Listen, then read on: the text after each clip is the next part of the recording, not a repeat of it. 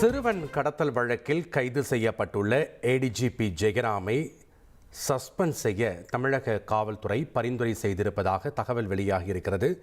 Suspend தொடர்பான உத்தரவை உள்துறை செயலாளர் பிறப்பிப்பார் என்றும் தகவல் வெளியாகியிருக்கிறது. விவரங்களை வழங்க இணைகிறார் செய்தியாளர் சசிதரன். வணக்கம் சசிதரன், செய்தி தொடர்பான முழு விவரங்களையும் பதிவு பண்ணுங்க. சிறுவன் கடத்தல் தொடர்பாக நேற்றைய தினம் உயர்நீதிமன்றம் ஏடிஜிபியை கைது செய்ய பரிந்துரை செய்துள்ள நிலையில் அவரை சஸ்பெண்ட் செய்வதற்காக காவல்துறை சார்பில் பரிந்துரை செய்யப்பட்டிருக்கிறது. சிறுவன் கடத்தல் வழக்கில் கைது செய்யப்பட்டுள்ள நீதிமன்ற வளாகத்தில் வைத்து ஏடிஜிபி ஜெயராமன் நேற்று கைது செய்யப்பட்டார். இந்த நிலையில உள்துறை செயலாளர் சஸ்பெண்ட் தொடர்பான உத்தரவை பிறப்பிப்பார் என தகவல் வெளியாகி இருக்கிறது. ஏடிஜிபி சஸ்பெண்ட் செய்யப்பட்ட பின்னரே நீதிமன்றத்தில் ஆஜர்படுத்த முடியும் என போலீசார் திட்டமிட்டிருக்கிறார்கள். அரசு அதிகாரிகள் கைது செய்யப்பட்டால் 24 மணி நேரத்தில் சஸ்பெண்ட் செய்ய வேண்டும் என்றும் என்ற விதி உள்ளது. இதன் அடிப்படையில் இன்றைய தினம் உள்துறை செயலாளர் சஸ்பெண்ட் தொடர்பான உத்தரவை வெளியிடுவார் என தகவல் வெளியாகி இருக்கிறது.